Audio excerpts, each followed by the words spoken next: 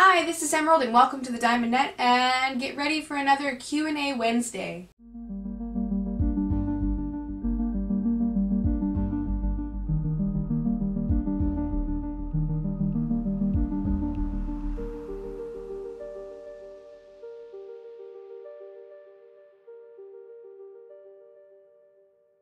So today I'm going to be going over 3 different questions. The first one comes from Ernesto Tomlin. He says, what is the difference between detachment and cynicism? Well, I think this is a really great question. I think a lot of people are pretty confused about what detachment means. Detachment, when you think about it, you think, oh, if somebody's detached, then they're just going to be a very miserable person, and, it's just going to be really, really an upsetting kind of existence. And so we kind of confuse detachment and cynicism, or even detachment and nihilism, where we think that nothing means anything. And in a sense, the Buddhist emptiness is it is empty, so it would make you think, oh, that's nihilism, but no. Buddhism basically says that detachment and emptiness have to do with just non-attachment to desires, people, or things. Doesn't mean that you can't interact with those things, doesn't mean that you have to swear off those things. It just means that you don't take them to mean anything about your self-concept. So instead of, let's say, you get attached to a particular emotion, let's say that you think of yourself as a very depressed person. If you just can observe that, then that doesn't necessarily mean anything about you. But if you think, I'm a depressed person, that's an attachment, and it becomes kind of an unwritten rule that you have to use throughout your life. So detachment in the Buddhist sense just means a kind of distancing oneself emotionally from people, places, and things, but that's in order so that the reality of the situation can hit you, which is actually unconditional love. Underneath all of the other facades and attachment comes that. So essentially, detachment is just making it so that you can see reality the way it is. And reality itself isn't really positive or negative.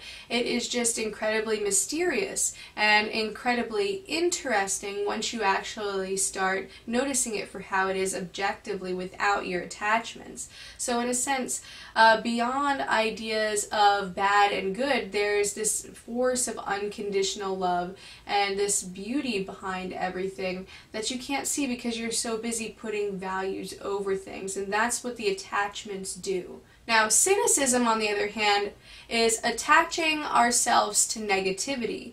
So we kind of detach ourselves from all of the positive things that we've considered illusory in the past, but then we go on and we make a negative meaning out of that. Oh, all of that stuff was meaningless and now nothing has meaning, and I'm super detached from that. But in a sense, there's a sneaky thing going on underneath there. Subconsciously, you're thinking that that means something negative, and therefore you're attaching to a negative meaning with cynicism. And so it kind of creates those unwritten rules and boundaries that bind you into thinking a particular way, as opposed to taking in reality exactly as it is.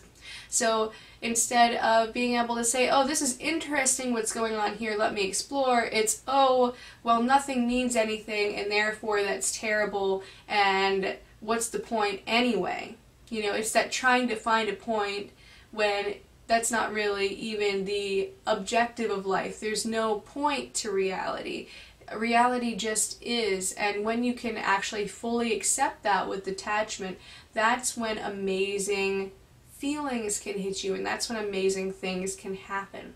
Alright, I also got a question from Young at Naruto, and I'm going to generally paraphrase this, but he was generally asking me about morality and also freedom and how those two things kind of come together. He asked me what my idea about freedom should be under the law, and I said, for me personally, I tend to say, to err on the side of more freedom as long as it doesn't directly harm someone else. But then I also said that I understand that when it comes to applying that rule to a large group of people, there can be some nuances and some issues that come up from that. And then he had asked like something of the nature of, okay, well, if let's say that there's a kind of practice of cannibalism after death for a spiritual practice, doesn't actually hurt anyone that's alive, but let's say the family members of the deceased believed that if they ate the person, that person's spirit would go on living, and they considered it a positive thing. He basically said, under my erring on the side of more freedom, do I think that if we were to create a law in relation to that, and making that allowed because it doesn't technically hurt anyone, what I think would happen? Like, would everything just become amoral? Would it harm anything? Or would it just be like, oh yes, we're allowing this and it's fine? And I just think that in response to that, I kind of was thinking about how morals actually work. Because when we look out on reality, we notice that, you know, there's no actual morality that we can find outside of the subjective human experience. Now, generally speaking, everyone's wired toward happiness and everyone's wired toward wanting things to be in harmony generally, unless something goes wrong and there are traumas and there are other situations where a person might want to do something destructive, which is also part of the human mechanism. But generally speaking, everybody wants for good things to happen to themselves, at least. And so there is kind of a universally acceptable type of behavior, like, you know, generally all societies hold that killing's wrong in most situations, you know, that incest is wrong and between nuclear family members because of the potential for offspring to have mutations and things like that. You know, so there are some general guidelines there, but I think ultimately morality is kind of like a structure in the sky, like kind of built up on itself. So basically all of our morals are dependent on other morals for support. And so if we were to make something like cannibalism legal without any kind of collective social bargaining, that would potentially knock down a part of our structure morally, you know, because there are too many other things that are resting on the no cannibalism after death rule, you know, so essentially that particular area would become weak, and there could be a lot of anomie and immorality from that. Like, for example, currently, over the past 10 years, there's been a widespread trend toward the acceptance of the gay community, and gay marriage is now legal in all of the United States. So, if we look back on the 50s, I don't think that that was a real possibility because we had too many other morals built on top of that one. So the ability for that to be widespread accepted just wasn't there, because it would have crumbled our notions of gender norms, and it would have crumbled our notions of like what a man is, what a woman is, and those things were so important back then. But now in modern day, now that those things aren't quite as important and we have a more egalitarian way of looking at gender in general, you know, it's natural that, you know, those morals just kind of became outdated for us. So I kind of likened it to building, a Jenga tower. So like if you go to take out a particular block, maybe it gives because not so many other blocks are supporting it. And you want to think of the blocks like the morals. And so that's okay to take out. But if you take out other particular blocks that a lot of other blocks are on, you're going to knock over the tower. And the tower is sort of symbolic of moral structure in general. So I just think that that particular moral would be one of those Jenga blocks that you take out and it crumbles the whole tower. Whereas, you know, other things kind of naturally come up that are maybe outdated, that, you know, we can easily take those morals out. And I think, you know, the more minimalistic we can be in terms of morals, I think the better, personally. Just because I think more freedom, and particularly more freedom of speech, begets more openness, and more openness begets more love, and it's just a better society to live in. However, you don't want to do something that undermines the entire moral structure of our culture and our entire cultural identity, because those things are very important too. The third question comes from Vincent Musanti. I hope I'm pronouncing that right. So Vincent made a comment about how sometimes when he gets into the free will debate with himself, like whether his actions are only his own and his own free will motivating them, or if they come from some other predetermined thing, he starts to question those things, and he feels this really uncomfortable sense, like if it's not free will, what is this other thing that's controlling him? And so in a sense it creates a lot of discomfort for him and kind of this sense of depersonalization with his own body. And I would say in relation to that, that I would not so much worry about what's controlling you. It's actually a deeper part of yourself that's controlling you, kind of your higher self. And if you were 100% in touch with that, which would mean that you were enlightened, if you were 100% in touch with that, then, it would feel, then your destiny and your motivation would be one and the same. And so what's happening here is that you have your ego, and your ego is the place where most everyone's conscious of, including myself.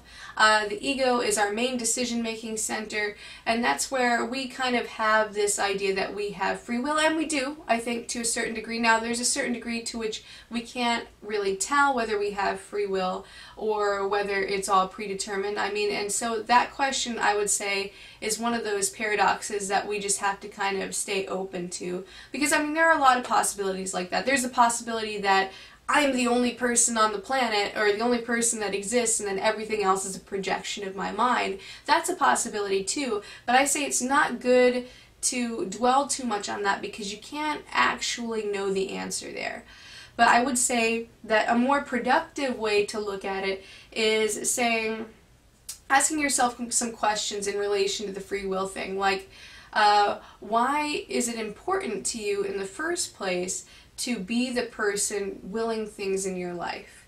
And once you dig under a few layers there, you might find that you hold some values that you might not even realize that you had. And these values are, subjectively derived and not anything objective. So maybe it's a possibility that you have this idea that individuality is the highest good, and therefore if you are not personally motivating your own things and it comes from somewhere else, then maybe you feel like you don't get credit for the good things that you do, or maybe you don't even have credit for your own personality. And this is just a speculation, just kind of an intuition on my part that could be one of the reasons, because I know that that's kind of a thought that I had a lot before I had my 2 transcendental experiences where I was really fully in tune with that higher perspective.